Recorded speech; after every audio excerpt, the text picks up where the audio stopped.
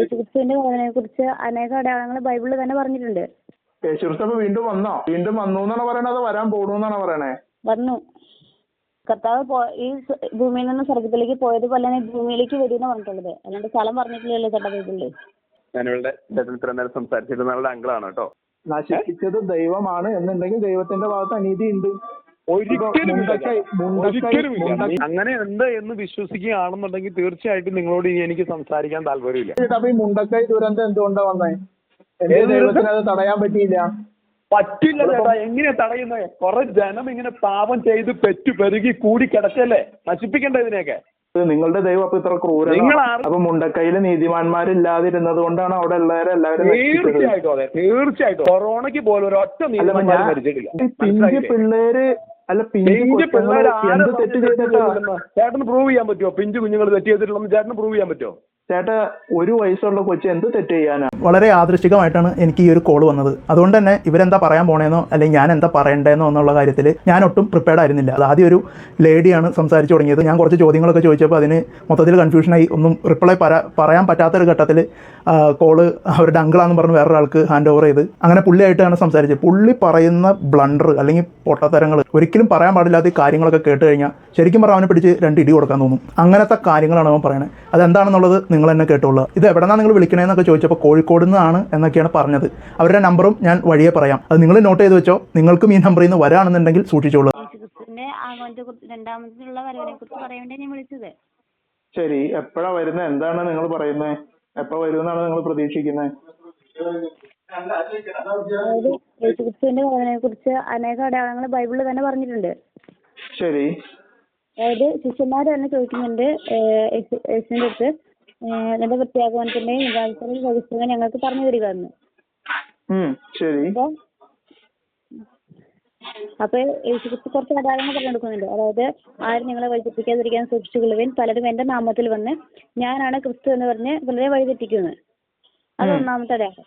പിന്നെ കാലത്തിന്റെ അടയാളങ്ങളായിട്ട്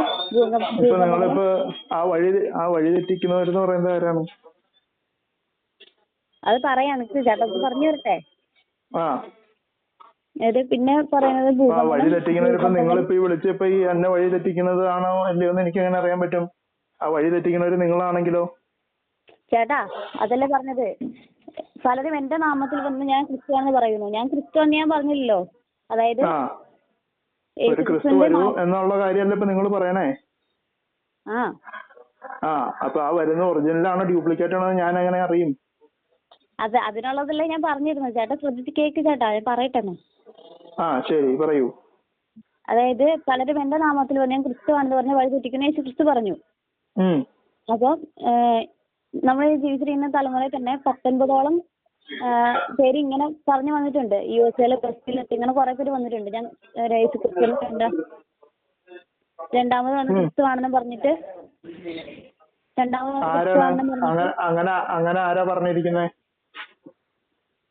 ഞാൻ പേര് നോക്കട്ടെ, പേര് മറന്നതില്. ചേട്ടാ ഒരു മിനിറ്റ് കേട്ടോ. അവരുടെ എന്താ നോക്കണത്? ആധാർ കാർഡോ? ആധാർ കാർഡില്ല ചേട്ടാ, തെളിവ്.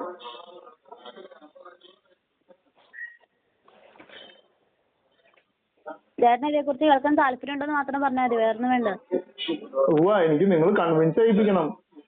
ഇത് വരുന്നുണ്ട് എന്ന് പറഞ്ഞിട്ട് കാര്യമില്ലല്ലോ. എന്താണ്, എങ്ങനെയാണ് നിങ്ങൾക്ക് എങ്ങനെ അറിയാത്? ഓക്കെ, ഞാൻ പറയാം. അതായത് 19ഓളം പേര് വന്നിട്ടുണ്ടെന്ന് ഞാൻ പറഞ്ഞല്ലോ. അതില് 19 പേര് ആരാണ്? എനിക്ക് മനസ്സിലായിട്ടില്ല. ആരാണ് ഈ 19 പേര്? ഞാൻ ഇതുവരെ കേട്ടിട്ടില്ല. ഒരുപാട് നമ്മളുടെ അവിടെ സുവിശേഷ പ്രസംഗകരും ബ്രദർമാരെന്നും പറഞ്ഞ് പാസ്റ്റർമാരെന്നും പറഞ്ഞ് കുറെ പേര് വന്നവരുണ്ട്. അവരാരും യേശുക്രിസ്തുവാന്ന് പറഞ്ഞു വന്നിട്ടില്ല. എന്നാൽ പുറം രാജ്യങ്ങൾ അങ്ങനെ വന്നിട്ടുണ്ട്. അതായത് UK ഡേവിഡ് സേലർ എന്ന് പറഞ്ഞിട്ട് ആൾ വന്നിട്ടുണ്ട്. ചേട്ടാ യൂട്യൂബിൽ അടിച്ചു വെച്ചാലും മതി കാണാൻ നേരം. പിന്നെ അല്ല, ആയിക്കോട്ടെ. അവരൊക്കെ മരിച്ചുപോയ അതില് ഇപ്പോഴും ജീവിച്ചിരിക്കുന്ന ആരെങ്കിലും ഉണ്ടോ? ഇവരെല്ലാരും പറയുന്നത് ഞാൻ രണ്ടാമത് വീണ്ടും വന്ന ക്രിസ്തു ആണെന്നാണ് ഇവര് തന്നെ പറയുന്നത്. ശരി, ഇവരൊക്കെ മരിച്ചുപോയില്ലേ എന്നിട്ട്? അപ്പൊ ക്രിസ്തു അല്ലാന്ന് തെളിഞ്ഞില്ലേ? 19 പേരും മരിച്ചുപോയില്ലേ? ഇവർക്ക് കുറെ ആരാധകരും ഉണ്ട് ലോകത്ത് തന്നെ. ശരി, ഞാൻ ചോദിച്ചതിന് ഉത്തരം പറയും. ഇവരൊക്കെ മരിച്ചുപോയില്ലേ? അപ്പൊ ഒരു ക്രിസ്തു അല്ലാന്ന് നമുക്ക് മനസ്സിലായില്ലേ?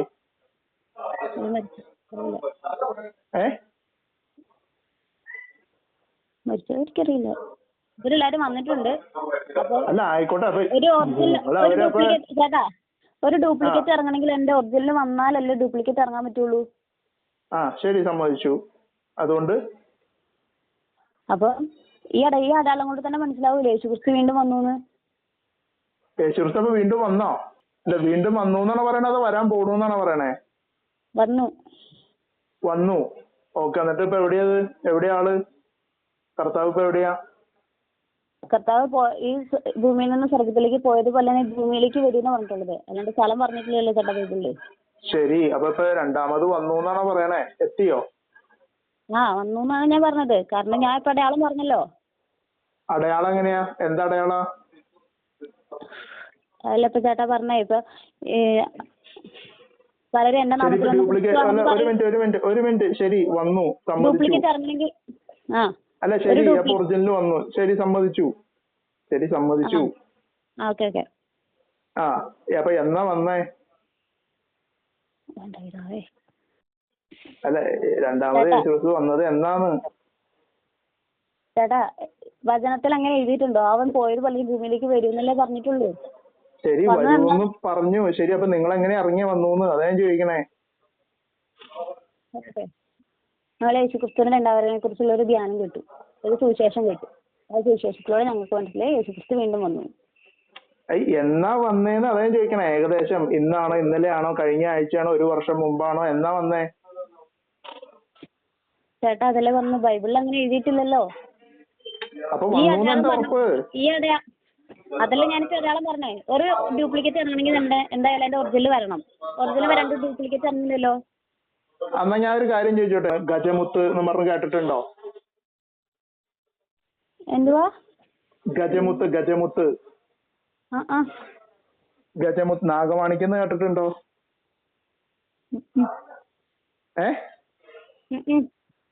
നിങ്ങള് നാഗമാണിക്യം കേട്ടിട്ടേ ഇല്ല? എന്താ നാഗമാണിക്യം നിങ്ങൾ കേട്ടിട്ടേ ഇല്ല? ഗജമുത്ത് എന്ന് കേട്ടിട്ടേ ഇല്ല? നിങ്ങള് യേശുവിന്റെ നാമം പറഞ്ഞിട്ടുണ്ട് ഇപ്പൊ നുണ പറഞ്ഞോണ്ടിരിക്കണേ. നിങ്ങൾക്ക് അതിന്റെ പാപം കിട്ടൂട്ടാ. ചേട്ടാ, ചേച്ചി, നാഗമാണിക്യം എന്ന് പറഞ്ഞ സാധനം നിങ്ങൾ കേട്ടിട്ടേ ഇല്ല. നിങ്ങളൊന്ന് സ്വയം ഒന്ന് മനസ്സിരുത്തിയൊന്ന് ആലോചിച്ചിട്ട് പറയുന്നത് നുണയല്ലാന്ന് ഉറപ്പ് പറഞ്ഞിട്ട് ഒന്ന് പറഞ്ഞേ. നാഗമാണിക്യം നിങ്ങൾ കേട്ടിട്ട് പോലും ഇല്ല. ഞാൻ കേട്ടിട്ടില്ലാന്ന്. കേൾക്കാത്ത ഞാൻ കേട്ടു പറയൂ. അപ്പൊ നല്ല കാര്യ. പേപ്പറൊക്കെ വായിക്കലുണ്ടോ? എന്തെങ്കിലും നമ്മുടെ ചുറ്റിലും നടക്കുന്നതിനെ പറ്റിയോ എന്തെങ്കിലും കാര്യങ്ങൾ അറിയോ? എന്തെങ്കിലും ചെയ്യലുണ്ടോ? അങ്ങനെ ഉണ്ടോ വല്ലതും? ഇടയ്ക്ക് ന്യൂസ് കാണും. എന്ത് ന്യൂസൊക്കെ? എങ്ങനത്തെ ടൈപ്പ് ന്യൂസാ കാണല്? ഹേമ കമ്മിറ്റി അങ്ങനത്തെയൊക്കെയാണോ? ഈ ഇടയായിട്ട് ഞാൻ കാണാറില്ല ചേട്ടാ. ആ ഉരുൾപൊട്ടലിന്റെ സമയത്ത് ഞാൻ കണ്ടായിരുന്നു പോലെ. ശരി, നല്ല കാര്യം. ഇനി പറയൂ. ഇപ്പൊ വന്നു എന്നുള്ളതിന് ഇപ്പൊ എന്താ ഉറപ്പ്? എനിക്ക് അതാ മനസ്സിലാവാത്ത. നിങ്ങൾക്ക് എന്താ ഉറപ്പ്?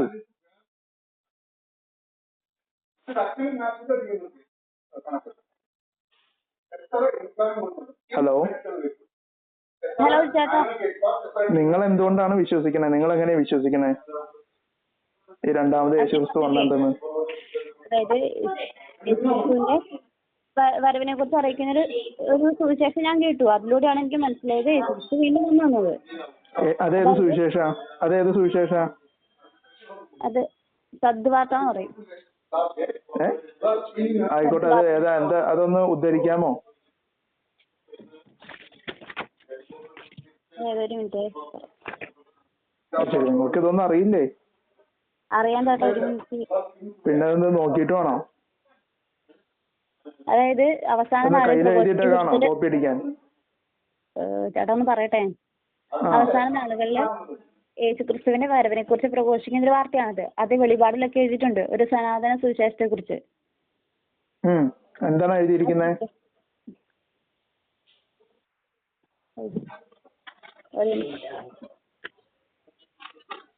അല്ല, അതെന്താണ്? നിങ്ങളെ എനിക്ക് അറിയാൻ വേണ്ടി ചോദിക്കണേ. അതെന്താ എഴുതിയിരിക്കുന്നത്? എന്താണ്? ബൈബിൾ എടുത്തോട്ടെ. വേണ്ട, എനിക്ക് അതിന്റെ കണ്ടന്റ് പറഞ്ഞാൽ മതി. എന്താണെന്നുള്ള കണ്ടന്റ് പറഞ്ഞാൽ മതി. എന്താണെന്ന് കൃത്യം പറയണ്ട. നിങ്ങൾക്കറിയാലോ. അറിയണ കണ്ടന്റ്. അതിന്റെ കണ്ടന്റാണ് ഞാൻ പറഞ്ഞത്. രണ്ടാം വരവിനെ കുറിച്ച് അറിയിക്കുന്ന ഒരു സനാതന സുവിശേഷമാണത്. ശരി. അപ്പൊ അത് കേട്ടതിലൂടെയാണ് എനിക്ക് മനസ്സിലായത് യേശുക്രിസ്തു വീണ്ടും വന്നു. പിന്നെ ഈ അടയാളങ്ങളും അല്ലല്ല വരും എന്ന് പറഞ്ഞിട്ടുണ്ട്. ശരി, സമ്മതിച്ചു. അതിപ്പോ നിങ്ങൾ വായിച്ചാലും 1000 വർഷം മുമ്പ് വായിച്ചാലും 1500 വർഷം മുമ്പ് വായിച്ചാലും അത് അങ്ങനെ തന്നെയാണ്. അതിപ്പോ വന്നു എന്നുള്ളതിന് എന്താ തെളിവ്? അത് പറയൂ. അതിനുള്ള തെളിവല്ലേ ചേട്ടാ ഞാൻ പറഞ്ഞത്. എന്ത് തെളിവ്? പലരും എന്റെ നാമത്തിൽ ഞാൻ ക്രിസ്ത്യാനെന്ന് പറഞ്ഞ വഴിതെറ്റിച്ചെന്ന് പറഞ്ഞില്ലേ, അത് തന്നെ ഏറ്റവും വലിയ അടയാളല്ലേ. നിങ്ങൾ എന്ത് പൊട്ടത്തരാണ് പറയണത്? എനിക്ക് മനസ്സിലാവണില്ല. അത് പറഞ്ഞിട്ട് അതായത് ഇങ്ങനെ വരും എന്ന് പറഞ്ഞു, യേശു ക്രിസ്തു പറഞ്ഞിട്ടുണ്ട്. ശരി, സമ്മതിച്ചു. രണ്ടാമതൊരു വരവ് വരും. ശരി, അത് എപ്പോ വേണമെങ്കിലും ആവാം. ഇനി 1000 വർഷങ്ങൾക്ക് ശേഷം ആവാം. പക്ഷെ നമുക്ക് എല്ലാവർക്കും അറിയാം ഇങ്ങനെ ഒരു സാധനം അങ്ങനെ പറഞ്ഞിട്ടുണ്ട് എന്ന് നമ്മൾ എല്ലാവരും വിശ്വസിക്കുന്നു. ശരിയല്ലേ?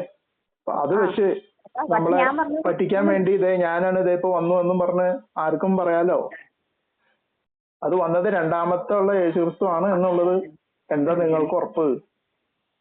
അതല്ലേ ചേട്ടാ, ഞാൻ ബൈബിളിൽ തന്നെയാണ് ഉത്തരം പറഞ്ഞത്. ഞാൻ വേറൊന്നും നോക്കിയിട്ടല്ല പറഞ്ഞത്.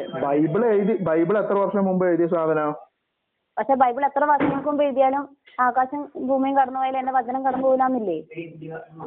ആയിക്കോട്ടെ, അതാ ഞാൻ ചോദിക്കണേ. ഇപ്പൊ വായിച്ചാലും അടുത്ത വർഷം വായിച്ചാലും 1000 വർഷങ്ങൾക്ക് ശേഷം കഴിഞ്ഞ് വായിച്ചാലും അതിലെന്താ എഴുതി വെച്ചിരിക്കുന്നേ? ഞാൻ വരും വരും എന്നല്ലേ എഴുതി വെച്ചിരിക്കുന്നേ. അത് എപ്പോ വായിച്ചാലും അതൊരു ഫ്യൂച്ചറിനെ പറ്റിയുള്ള സംസാരമല്ലേ. വന്നു എന്ന് എവിടെയാ എഴുതി വെച്ചിരിക്കുന്നേ? അത് ബൈബിൾ ഇപ്പൊ മാറ്റിയോ? ഹലോ ചേട്ടാ, പറയൂ. നമ്മള് യേശുക്രിസ്തുവിന്റെ ഞാൻ സംസാരിച്ചോട്ടെ? പറഞ്ഞോളൂ. ഞാനിവിടെ ഇത്ര നേരം സംസാരിച്ചിട്ട് നിങ്ങളുടെ അങ്കിളാണ് കേട്ടോ. ആയിക്കോട്ടെ. നിങ്ങൾ എവിടെന്നാ വിളിക്കുന്നേ? ഫസ്റ്റ് ഓഫ് ഓൾ നിങ്ങൾ എവിടെന്നാ വിളിക്കുന്നേ? എങ്ങനെ? നിങ്ങൾ എവിടെന്നാ വിളിക്കുന്നേ? നിങ്ങള് ഏത് സഭയുടെ ആൾക്കാരാണ്? എന്താണ്? കോഴിക്കോടാണ്. എന്ത് ബേസിലാണ് നിങ്ങൾ വിളിക്കുന്നേ? അതായത് നിങ്ങൾ ഏതെങ്കിലും സഭയുടെ ആൾക്കാരാണോ അതോ സുവിശേഷ പ്രസംഗികരാണോ? ഞങ്ങള് സുവിശേഷം പ്രസംഗിക്കുന്ന ആൾക്കാരായതുകൊണ്ടാണല്ലോ ഇത്രയും നേരം ഇങ്ങനെ സംസാരിച്ചത് തന്നെ. അല്ല, ഞാൻ സിമ്പിൾ ആയിട്ട് ഒരു കാര്യം ചോദിച്ചത്, ഇപ്പൊ യേശുക്രിസ്തു രണ്ടാമത് വന്നതിന്റെ തെളിവ് പറയണത് നിങ്ങൾ തന്നെ ഒന്ന് ആലോചിച്ച് നോക്കണം. അതായത് വേറെ പലരും വന്ന് 19 പേരോളം അങ്ങനെ വന്നത് ഞാനാണ് ക്രിസ്തു എന്ന് പറഞ്ഞു വന്നു. അപ്പം അങ്ങനെ 19 ഡ്യൂപ്ലിക്കേറ്റ് ഇറങ്ങിയ കാരണം ഒറിജിനൽ ഇറങ്ങിണ്ടാവും. അതാണ് അതിന്റെ പ്രൂഫ്. അതെങ്ങനെ പ്രൂഫ് ആവണം? അത് നിങ്ങളൊരു പ്രൂഫായിട്ട് നിങ്ങൾ വിശ്വസിക്കുന്നുണ്ടോ? ഞാൻ ചോദിക്കുന്നതേ ചേട്ടാ, ആ യേശുക്രിസ്തു 2000 വർഷങ്ങൾക്ക് മുമ്പ് ഈ ഭൂമിയിൽ ആദ്യം വന്നിരുന്നോ? 2000 വർഷങ്ങൾക്ക് മുമ്പ് യേശുക്രിസ്തു എന്നുള്ള ആളുണ്ടായിരുന്നു. ശരി. ആദ്യം യേശുക്രിസ്തു വന്നിരുന്നോ? യേശുക്രിസ്തു എന്നുള്ള ആളുണ്ടായിരുന്നു എന്ന് തന്നെ വിചാരിക്കുക. അതിനെ വിശ്വസിച്ചാണല്ലോ നമ്മൾ മുന്നോട്ട് പോകുന്നേ. അതെങ്ങനെയാ ചേട്ടാ വിശ്വസിച്ചത് ബൈബിളിലുള്ളത് നമ്മളുടെ വിശ്വാസമായതുകൊണ്ട് നമ്മൾ വിശ്വസിച്ച് പോകുന്നു. അങ്ങനെയാണെങ്കിൽ യേശുക്രിസ്തുവിന്റെ രണ്ടാം വരവിനെ കുറിച്ച് ദൈവവചനത്തിൽ പറഞ്ഞിരിക്കുന്ന അനേകം അടയാളങ്ങളുണ്ട്. ഇതൊക്കെ ഞാൻ സമ്മതിച്ചു. അനേക അടയാളങ്ങള്, ഒരു 100 അടയാളങ്ങൾ, 1000 അടയാളങ്ങൾ ഉണ്ട്. ഇതൊക്കെ ഞാൻ സമ്മതിച്ചു. ഇപ്പൊ വന്നു എന്നുള്ളതിന് എന്താണ് തെളിവ്? ഞാൻ അതാ ചോദിക്കണേ. അതാണ് ചേട്ടാ, 2000 വർഷങ്ങൾക്ക് മുൻപ് യേശുക്രിസ്തു വന്നു എന്ന് നിങ്ങൾ എങ്ങനെ വിശ്വസിച്ചു? നിങ്ങൾ കണ്ടിട്ടാണോ വിശ്വസിച്ചല്ലോ? അയ്യോ ബ്രോ ഞാൻ പറയുന്നത് അത് നമ്മളുടെ ഒരു വിശ്വാസമാണ്. ശരി, സമ്മതിച്ചു. അതുപോലെ രണ്ടാമത്തെ വരവ് ഞാൻ പറയുന്നത് നമ്മൾ 2000 വർഷങ്ങൾക്ക് മുൻപ് യേശുക്രിസ്തു വന്നു എന്നും നമ്മൾ വിശ്വസിക്കുന്നത് നമ്മളുടെ വെറും വിശ്വാസമല്ല, ദൈവവചനത്തിന് അതിന് അടിസ്ഥാനമായ രേഖകളുണ്ട്. അതുകൊണ്ടാണ് നമ്മൾ വിശ്വസിക്കുന്നത്. ഞാൻ അങ്ങനെയാണ് വിശ്വസിക്കുന്നത്. ചേട്ടൻ എങ്ങനെയാണെന്ന് എനിക്കറിയില്ല. ഞാൻ ആരെങ്കിലും ആദ്യത്തെ വരവ് വന്നു എന്നും പറഞ്ഞ് നമ്മൾ വിശ്വാസമായിട്ട് കാണുന്ന നമ്മുടെ ബൈബിളിൽ എഴുതി വെച്ചിട്ടുണ്ട്. അതുകൊണ്ടാണ് ഇതുപോലെ തന്നെ ബൈബിളിൽ വരും എന്ന് എഴുതിയിട്ടുണ്ട്. വന്നു എന്ന് എഴുതി വെച്ചിരിക്കുന്ന ഏതെങ്കിലും ഒരു ഭാഗം കാണിച്ചു തരും. തീർച്ചയായിട്ടും എഴുതി വെച്ചിട്ടുണ്ട്. കാണിച്ചു തരികയും ചെയ്യാം. കറക്റ്റ് കൊട്ടേഷൻ അടക്കം എഴുതി വെച്ചിരിക്കുന്നത് തൊട്ട് കാണിച്ചു തരാം. ആദ്യത്തെ വരവ് വന്നതും രണ്ടാമത്തെ വരവ് വന്നതും തമ്മിൽ എന്താണ് വ്യത്യാസം എന്ന്, എങ്ങനെയാണ് വന്നത് എന്ന് കൃത്യമായി എഴുതി വെച്ചിട്ടുണ്ട് ദൈവവചനത്തിൽ. നമ്മുടെ എല്ലാം അടിസ്ഥാന അതായത് നമ്മൾ ഫോണിൽ കൂടെ എല്ലാ കാര്യങ്ങളും തുറന്നു പറയാനായിട്ട് പറ്റില്ല. കൂടുതൽ കാര്യങ്ങൾ അറിയണമെന്നുണ്ടെങ്കിൽ നമുക്കൊന്ന് ഒരു ദിവസം നമുക്കൊന്ന് മീറ്റ് ചെയ്യേണ്ടി വരും. മനസ്സിലായി? അല്ല, അതാ നിങ്ങൾ ഫസ്റ്റ് ഓഫ് ഓൾ തന്നെ നിങ്ങൾ പറഞ്ഞ ആ ഒരു കാര്യത്തിൽ നിങ്ങൾ എന്നെ കൺവിൻസ് ചെയ്യിക്കണം. നിങ്ങൾക്ക് കൺവിൻസ് ചെയ്യിക്കാൻ പറ്റുന്നില്ല. അല്ലല്ല, ഞാൻ പറഞ്ഞ ദൈവരാജ്യത്തിന്റെ രഹസ്യങ്ങള് നൽകപ്പെട്ടിരിക്കുന്ന കുറച്ച് ആൾക്കാരുണ്ട്. അത് ദൈവരാജ്യത്തിൽ സ്പഷ്ടമായിട്ട് എഴുതി വെച്ചിട്ടുണ്ട്. ദൈവരാജ്യത്തിന്റെ രഹസ്യങ്ങൾ നിങ്ങൾക്കല്ല നൽകപ്പെട്ടിരിക്കുന്നത്, അല്ലെ? എഴുതി വായിച്ചിട്ടുണ്ടോ? അവർക്കല്ല. ദൈവരാജ്യത്തിന്റെ രഹസ്യങ്ങൾ നൽകപ്പെട്ടിരിക്കുന്നത് നിങ്ങൾക്കാണ്. പുറത്തുള്ളവർക്കാകട്ടെ എല്ലാം ഉപമകളിലൂടെ മാത്രം, അല്ലെ? വായിച്ചിട്ടുണ്ടോ അത് മർക്കോസിന്റെ സുവിശേഷത്തില്? ഓക്കെ. അങ്ങനെയാണെന്നുണ്ടെങ്കിൽ ദൈവരാജ്യത്തിന്റെ രഹസ്യങ്ങൾ മുഴുവൻ എല്ലാവർക്കും നൽകപ്പെട്ടതല്ല. അത് എനിക്ക് അറിയാവുന്നത് തന്നെ അതെല്ലാവരോടും പറയാൻ പറ്റും പറഞ്ഞ് അത് കേൾക്കാനുള്ള കാര്യങ്ങൾ നിങ്ങൾക്ക് ഉണ്ടോ എന്ന് ഞങ്ങൾക്ക് അറിയണമെങ്കിൽ നേരിട്ട് കാണണം. നേരിട്ട് കണ്ടതിന് ശേഷം എന്ത് കാര്യങ്ങൾ വേണമെങ്കിലും. അല്ല, ഞാൻ ചോദിച്ചോട്ടെ, യേശുവും ഇപ്പൊ സെലക്റ്റീവ് ആയിട്ടാണോ നിൽക്കണേ? യേശു എല്ലാവരും ഒരുമിച്ചല്ലേ കാണണ്ടേ? ഒരുപോലെയല്ലേ കാണണ്ടേ? ഒരിക്കലും അല്ല ചേട്ടാ. അതാ നിങ്ങൾക്ക് പറ്റിയ ഏറ്റവും വലിയ മിസ്റ്റേക്ക്. പിന്നെ ചേട്ടാ, കായേനെയും ആബേലിനെയും സൃഷ്ടിച്ച ദൈവമല്ലേ? അതെ. എന്നിട്ട് എന്തിയെ കായേനെ ദൈവം വെറുത്തത്? എന്തിയെ കായേനെ വെറുത്തത്? കായേന്റെ കയ്യിലിരിപ്പുണ്ട്. പക്ഷെ ഈ കായേനെ ആബേലിനെ സൃഷ്ടിച്ചപ്പോ ഈ DNA ഉണ്ടാക്കി വിട്ടതാരാ? ഈ DNA ഉണ്ടാക്കി വിട്ടതാരാ? അവരുടെ ഒരാളുടെ മനസ്സിൽ ദുഷ്ചിന്തയും ഒരാളുടെ മനസ്സിൽ നല്ല ചിന്തയും വന്നം എന്നുള്ളത് അത് അയാളുടെ DNA അടങ്ങിയ സംഭവമാണെന്ന് നിങ്ങൾക്ക് അറിയാമോ? ഒരാളുടെ DNA വരുന്ന കാര്യങ്ങൾ. ഇപ്പൊ എനിക്ക് 2 മക്കളുണ്ട് എന്നുണ്ടെങ്കിൽ ആ 2 പേർക്ക് 2 DNA ആയിരിക്കും. പക്ഷെ പാരന്റ് DNA എന്റെ ആയിരിക്കും. ഓക്കെ. ഒരാളുടെ DNA അല്ല മറ്റേ ആൾക്ക്. അപ്പൊ ഒരാളുടെ സ്വഭാവം അല്ല മറ്റേ ആൾക്ക്. ഒരുത്തനെ പിടിച്ച് തല്ലിയിട്ടുണ്ടെങ്കിൽ ചിലപ്പോ അവൻ മിണ്ടാണ്ടിരിക്കുന്നു. മറ്റവനെ പിടിച്ച് തല്ലിയെങ്കിൽ തിരിച്ച് ഇടിക്കുകയും ചെയ്യും. ചിലപ്പോ അവനെ പിടിച്ച് കൊല്ലുകയും ചെയ്യും. മനസ്സിലായോ? അപ്പൊ ഈ DNA ഉണ്ടാക്കി വിടുന്നത് ആരാ? അത് കർത്താവ് ഉണ്ടാക്കി വിടുന്നതല്ല. ഓരോരുത്തരുടെയും DNA എന്ന് പറയുന്ന സാധനം കർത്താവല്ല. ഈ ഹോർമോണും DNA ഉണ്ടാക്കി വിടുന്നത് ആരാ? ദൈവമല്ലേ?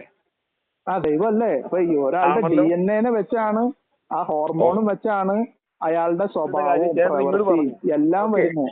മനസ്സിലായോ? പറയണ കേൾക്കും. ഞാൻ പറഞ്ഞോണ്ടിരിക്കുകയല്ലേ, നിങ്ങൾ പറഞ്ഞോണ്ടിരുന്നിട്ട് ഞാൻ കേട്ടില്ലേ? അപ്പൊ ഈ DNA ഉണ്ടാക്കി വിട്ട ദൈവത്തിന് അറിഞ്ഞൂടാ. അപ്പൊ ഈ എന്തിനാണ് ഈ മോശമായിട്ടുള്ള ഒരു DNA അല്ലെങ്കിൽ ഈ ഹോർമോൺ ചേഞ്ച് കൊണ്ടുണ്ടാകുന്ന ഈ സ്വഭാവങ്ങള്, ഈ മോശം സ്വഭാവം ഉണ്ടാക്കിയത് ആരാ? ഈ സ്വഭാവങ്ങള്, മനുഷ്യന് ഓരോ സ്വഭാവങ്ങളുണ്ടല്ലോ. സന്തോഷമുണ്ട്, സ്നേഹമുണ്ട്, എല്ലാം ഉണ്ടല്ലോ. ഈ സ്വഭാവങ്ങളൊക്കെ ഉണ്ടാക്കിയതും ദൈവം തന്നെയല്ലേ? ആണ്. അതല്ലേ? അപ്പൊ എന്തിനാണ് ഈ മോശം സ്വഭാവം ഉണ്ടാക്കിയേ? ഈ മോശം സ്വഭാവം എന്നുള്ള സാധനം ഉണ്ടാക്കാതിരിക്കാമായിരുന്നല്ലോ. ദൈവത്തിന്റെ ഭാഗത്ത് അനീതി ഉണ്ടോ? തീർച്ചയായിട്ടും. അതാ ഞാൻ ചോദിക്കണേ, നിങ്ങളോട് ഞാൻ ചോദിക്കാണ്. അങ്ങനെ ഉണ്ട് എന്ന് വിശ്വസിക്കുകയാണെന്നുണ്ടെങ്കിൽ തീർച്ചയായിട്ടും നിങ്ങളോട് ഇനി എനിക്ക് സംസാരിക്കാൻ താല്പര്യമില്ല.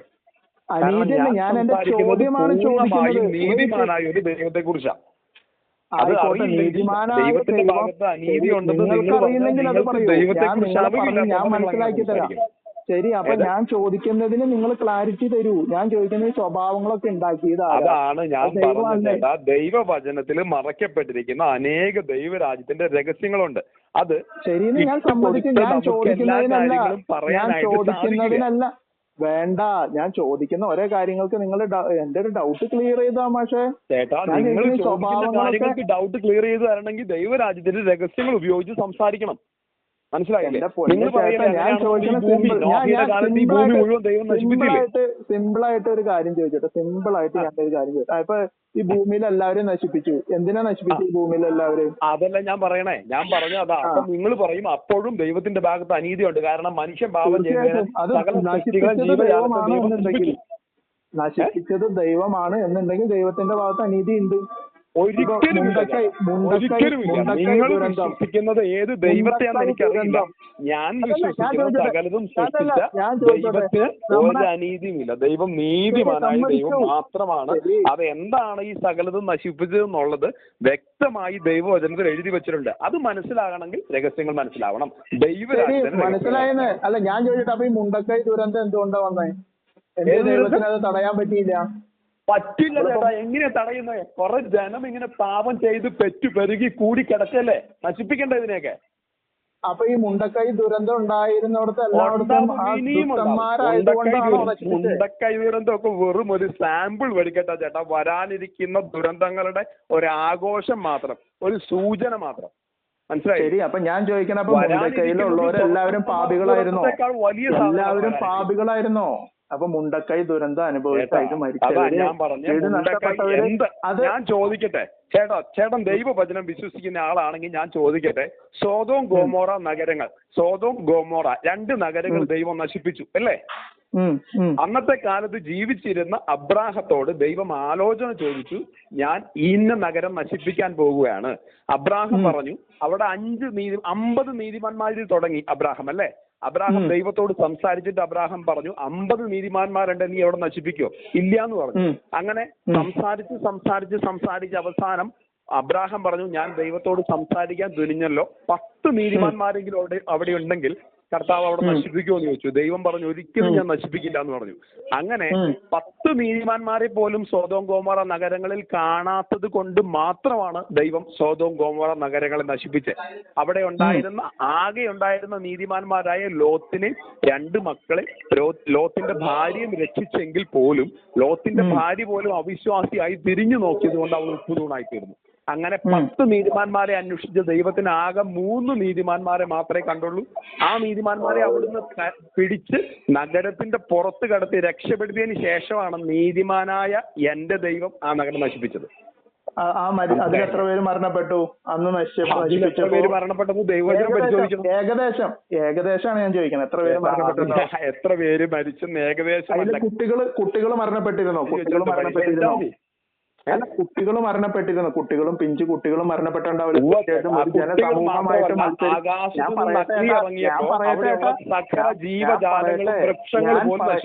അയ്യോ ചേട്ടാ, സമ്മതിച്ചു. അപ്പൊ ഈ കുട്ടികള് എന്ത് പാപം ചെയ്തിട്ടാണ് ഈ കുട്ടികളെ കൊന്നേ?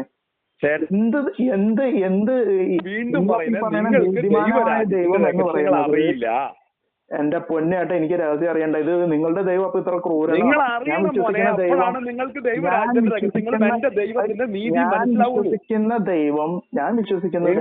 കൊച്ചു പിള്ളേരെ കൊല്ലുന്ന ദൈവം അല്ല. യേശുക്രിസ്തുവിന്റെ ദൈവം എന്ന് നിങ്ങൾ വിളിക്കുന്ന ദൈവത്തിലാണ് ഞാൻ വിശ്വസിക്കുന്നത്. മനസ്സിലായോ? ആ ദൈവമാണ് ഞാൻ പറഞ്ഞ ഈ പ്രവൃത്തികൾ മുഴുവൻ കൊല്ലുന്ന ദൈവമല്ല. അങ്ങനെ പിഞ്ചു പിള്ളേരെ കൊല്ലുന്ന ദൈവം ഒരു യഥാർത്ഥ ദൈവമല്ല. നിങ്ങളപ്പോ കൊന്നത്. നിങ്ങൾ വിശ്വസിക്കുന്ന ഏതോ വലിയ ദേവനെയാണ് ആളുകൾ വിശ്വസിച്ച് നിങ്ങൾ ജീവിക്കൂ. ഞങ്ങൾക്ക് സംസാരിക്കാനുള്ളത് ആകാശവും ഭൂമിയും സൃഷ്ടിച്ച ദൈവത്തിലാണ് ഞങ്ങൾക്ക് വിശ്വസിക്കുന്നത്, ഞങ്ങൾക്ക് സംസാരിക്കാനുള്ളത്. മനസ്സിലായില്ലേ? ഞാൻ സമ്മതിച്ചു.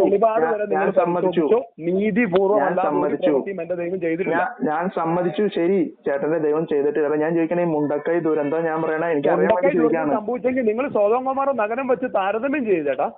അവിടെ ചോദിച്ചോട്ടെ, അപ്പൊ മുണ്ടക്കൈയില് നീതിമാന്മാരില്ലാതിരുന്നത് കൊണ്ടാണ് അവിടെ ഉള്ളവരെല്ലാവരും? തീർച്ചയായിട്ടും അതെ. കൊറോണയ്ക്ക് പോലും ഒരൊറ്റ നീതിമാന്മാർ മരിച്ചിട്ടില്ല. ഈ വെള്ളപ്പൊക്കം ഉണ്ടായി, സകലതും ഉണ്ടായി, ഒരൊറ്റ നീതിമാന്മാർ മരിച്ചിട്ടില്ല എന്ന് ഞാൻ സാക്ഷ്യപ്പെടുത്തുന്നു. ചേട്ടാ, ഞാൻ ചോദിക്കുന്നത്, അപ്പൊ മുണ്ടക്കൈയിലുള്ള ശരി വലിയവരിൽ ഒരുപാട് പേര് തെറ്റുകുറ്റങ്ങൾ ചെയ്തവരുണ്ട്, സമ്മതിച്ചു. എന്റെ ചേട്ടാ, വലിയവരും ചെറിയവരും ഒന്നും ദൈവത്തിന്റെ മുന്നിൽ നോട്ടമില്ല. പിള്ളേര് അല്ല, പിഞ്ചു പിള്ളേർ എന്ത് തെറ്റ് ചെയ്തിട്ടാ? ചേട്ടന് പ്രൂവ് ചെയ്യാൻ പറ്റുമോ പിഞ്ചു കുഞ്ഞുങ്ങൾ തെറ്റ് ചെയ്തിട്ടുണ്ടെന്ന്? ചേട്ടന് പ്രൂവ് ചെയ്യാൻ പറ്റുമോ? ചേട്ടാ, 1 വയസ്സുള്ള കൊച്ചു എന്ത് തെറ്റ് ചെയ്യാനാ? 1 വയസ്സല്ല, ഉദരത്തിൽ കിടന്ന കുഞ്ഞ് തെറ്റ് ചെയ്തു. ഉദരത്തിൽ കിടന്ന ഒരമ്മയുടെ ഉദരത്തിൽ കിടന്ന കുഞ്ഞ് തെറ്റ് ചെയ്തിട്ട് ദൈവം ഉദരത്തിൽ നിന്ന് പുറത്തു വരുന്നതിന് മുൻപേ പറഞ്ഞു, ഏസാവിനെ ഞാൻ വെറുക്കുന്നു, യാക്കോബിനെ ആകട്ടെ ഞാൻ സ്നേഹിക്കുന്നു എന്ന് പറഞ്ഞു. അതെങ്ങനെയാ പറക്കുന്നതിന് മുന്നേ പറഞ്ഞേ? എന്റെ ദൈവത്തിൽ അനീതി ഉണ്ടായിട്ടാണ്? എന്റെ പൊന്നേട്ടാ, അപ്പൊ ആ കൊച്ചിനെ ജനിപ്പിക്കാതിരുന്നാ പോരായിരുന്നോ? അതെ എന്റെ ചേട്ടാ, ഇതാണ് ഞാൻ വീണ്ടും പറഞ്ഞത്. നിങ്ങൾക്ക് അറിയില്ല ദൈവരാജ്യത്തിന്റെ നിങ്ങളുടെ ആ അറിവ് എനിക്ക് വേണമെന്നില്ല. നിങ്ങളുടെ നിങ്ങൾക്ക് ഉണ്ടാവാൻ പാടുമില്ല എന്ന് എനിക്കറിയാം. കാരണം ചേട്ടൻ ഇപ്പോഴും ഉറച്ചു വിശ്വസിക്കുന്നത് ഇത് മുത്തുകളാണ്. ഈ മുത്തുകൾ പന്നികൾക്ക് ഇട്ട് കൊരുക്കരുതെന്ന് തന്നെയാണ് ദൈവവചനം എഴുതി വെച്ചിരിക്കുന്നത്. ചേട്ടാ, സമ്മതിച്ചു. ചേട്ടൻ പറയുന്നതൊക്കെ ശരി, ഞാൻ സമ്മതിച്ചു. പക്ഷെ ഇപ്പോഴും എനിക്ക് മനസ്സിലാവാത്ത, അപ്പൊ അതിനു മുമ്പ് നമ്മൾ കവളപ്പാറയിൽ ഒരു ദുരന്തം ഉണ്ടായിരുന്നു. ശരിക്കും പറഞ്ഞാൽ ഇവര് എന്താണ് ഇവരുടെ മോട്ടോ എന്നുള്ളത് എനിക്ക് പൂർണ്ണമായിട്ട് മനസ്സിലായിട്ടില്ല. നിങ്ങൾക്ക് കൂടുതലായിട്ട് ദൈവരാജ്യത്തെ പറ്റി അറിയണം, അതിൻ്റെ രഹസ്യങ്ങളൊക്കെ അറിയണമെന്നുണ്ടെങ്കിൽ ഞങ്ങളുടെ അടുത്തേക്ക് വരൂ എന്നൊക്കെയാണ് പറയുന്നത്. ഇതൊരു സാമ്പത്തികമായിട്ടുള്ള ഒരു തട്ടിപ്പാണോ, ഇനി നമ്മളവിടെ ചെന്നതിന് ശേഷം നമ്മളെന്തെങ്കിലും ബ്രെയിൻ വാഷ് ചെയ്ത് അവർ നമ്മളിൽ നിന്ന് എന്തെങ്കിലും വസൂലാക്കുകയോ എന്തെങ്കിലും ചെയ്യുമോ എന്നുള്ളതാണോ എന്നൊന്നും നമുക്കറിയില്ല. പക്ഷേ നിങ്ങൾക്കും ഇതുപോലുള്ളൊരു എക്സ്പീരിയൻസ് മുമ്പ് ഉണ്ടായിട്ടുണ്ട് എന്നുണ്ടെങ്കിൽ എന്താണ് ഇവരുടെ അജണ്ട എന്ന് നിങ്ങൾക്ക് ഈ വീഡിയോ അല്ലെങ്കിൽ ഓഡിയോ കേട്ടിട്ട് മനസ്സിലായിട്ടുണ്ട് എന്നുണ്ടെങ്കിൽ നമ്മളൊന്ന് കമൻറ്റ് ബോക്സിലൂടെ അറിയിച്ചാൽ അത് മറ്റുള്ളവർക്കും ഉപകാരമായിരിക്കും. ഇവരുടെ വാക്കുകൾ തീർച്ചയായിട്ടും വിഷമാണ് ഇവരുടെ വായെന്ന് തുളുമ്പുന്നത്. നമ്മളെപ്പോഴും ഒരു ദൈവവിശ്വാസി എന്നൊക്കെ പറയുമ്പോൾ അല്ലെങ്കിൽ സുവിശേഷ പ്രസംഗം എന്ന് പറയുമ്പോൾ എപ്പോഴും സ്നേഹമായിരിക്കണം മറ്റുള്ളവർക്ക് കൊടുക്കേണ്ടത്. അല്ലാണ്ട് വിദ്വേഷമോ പകയോ അല്ലെങ്കിൽ വൈരാഗ്യമോ അല്ലെങ്കിൽ ക്രൂരതയോ ഇതൊക്കെയാണ് ദൈവം എന്ന് കാണിച്ചുകൊണ്ടുള്ള ഒരു സംസാരമായിരിക്കരുത് നിങ്ങളുടെ സുവിശേഷ പ്രസംഗം. പക്ഷേ ഇദ്ദേഹം പറയുന്നതൊക്കെ ഈ ലോകത്ത് ഇത്രയും മഹാമാരിയിൽ മരിച്ചവരും ഈ മുണ്ടക്കൈ ദുരന്തത്തിൽ മരിച്ചവരും കൊറോണ കാലത്ത് മരിച്ചവരും ഇവരെല്ലാവരും പാപികളാണ്. പാപികളെ കർത്താവ് തെരഞ്ഞു പിടിച്ച് കൊന്നതാണ് ഈ പ്രവർത്തികളിലൂടെ എന്നൊക്കെയാണ് ഇദ്ദേഹം ചിന്തിച്ചു വെച്ചിരിക്കുന്നത്. ഒന്നുകിൽ ഇയാൾ ഭൂലോക മണ്ടനാണ്, ഇവരുടെ കൂടെയുള്ളവരും ലോക പൊട്ടന്മാരാണ്, അല്ലെങ്കിൽ ഇവർക്ക് ഇതിൻ്റെ പിന്നിൽ വ്യക്തമായൊരു അജണ്ടയുണ്ട്, നമുക്ക് മനസ്സിലാവാത്ത എന്തോ ഒരു അജണ്ടയുണ്ട്. തീർച്ചയായിട്ടും നമ്മുടെ കോമൺ സെൻസിനെ ചലഞ്ച് ചെയ്യുന്ന രീതിയിലുള്ള കാര്യങ്ങളാണ് ഇവർ പറഞ്ഞുകൊണ്ടിരിക്കുന്നത്. നമ്മുടെ യുക്തിക്ക് നിരക്കാത്തതുമാണ്. എനിക്ക് അവരോട് ഇനിയും ഒരുപാട് കാര്യങ്ങൾ ചോദിക്കണമെന്നുണ്ടായിരുന്നു. അവരെ ഉത്തരം മുട്ടിച്ചതിന് ശേഷം അവസാനം 2 തെറിയൊക്കെ പറയണമെന്ന് ആഗ്രഹം ഉണ്ടായിരുന്നു. പക്ഷേ അതിനു മുമ്പ് അവർ ഫോൺ വെച്ചു. ഇത് സംഭവിച്ചിട്ട് കുറച്ച് ദിവസങ്ങളായി. അതിനുശേഷം ഞാൻ ഡെയിലി ഇവരെ കോൾ ചെയ്യുന്നുണ്ട് ഈ നമ്പറിലേക്ക്, എനിക്ക് തിരിച്ച് എന്തെങ്കിലുമൊക്കെ അവരോട് തന്നെ നേരിട്ട് പറയാനായിട്ട്. പക്ഷേ അന്ന് മുതൽ ഞാൻ ട്രൈ ചെയ്യാണ് ഈ നമ്പറിലേക്ക് വിളിച്ചിട്ട് അവർ ജന്മം ചെയ്താൽ ഫോൺ എടുക്കില്ല. ഫോൺ എടുത്തായിരുന്നെങ്കിൽ നമ്മളുടെ ഒരു ഫ്രസ്ട്രേഷനെങ്കിലും അല്പം പറഞ്ഞ് തീർക്കാമായിരുന്നു. അപ്പോൾ ഇങ്ങനത്തെ വളരെ വിഷകരമായിട്ടുള്ള വാക്കുകളൊക്കെ വിളമ്പുന്ന ഇവന്മാരെ എന്ത് ചെയ്യണം എന്നുള്ളത് നിങ്ങൾ തന്നെ പറയുക. അത് നമ്മളെ ഒന്ന് കമൻറ്റ് ബോക്സിലൂടെ അറിയിച്ചാൽ വളരെ സന്തോഷം. അപ്പോൾ ഇന്നത്തെ വീഡിയോ നമുക്ക് ഇത്രയൊക്കെ പറയാനുള്ളൂ. നമ്മുടെ വീഡിയോസ് ഇഷ്ടമാകുന്നുണ്ടെങ്കിൽ ലൈക്ക് ചെയ്യുക, ഷെയർ ചെയ്യുക, സബ്സ്ക്രൈബ് ചെയ്യാത്തവരാണെന്നുണ്ടെങ്കിൽ നമ്മുടെ ചാനൽ സബ്സ്ക്രൈബ് ചെയ്ത് നമ്മളെ സപ്പോർട്ട് ചെയ്യുക. അപ്പോൾ ഇതിൽ മനോഹരമായ മറ്റൊരു വിശേഷവുമായി നമുക്കിനി അടുത്ത വീഡിയോയിൽ കാണാം. അപ്പോൾ അങ്ങനെ കാര്യങ്ങൾ താർക്കല്ലേ. ബൈ.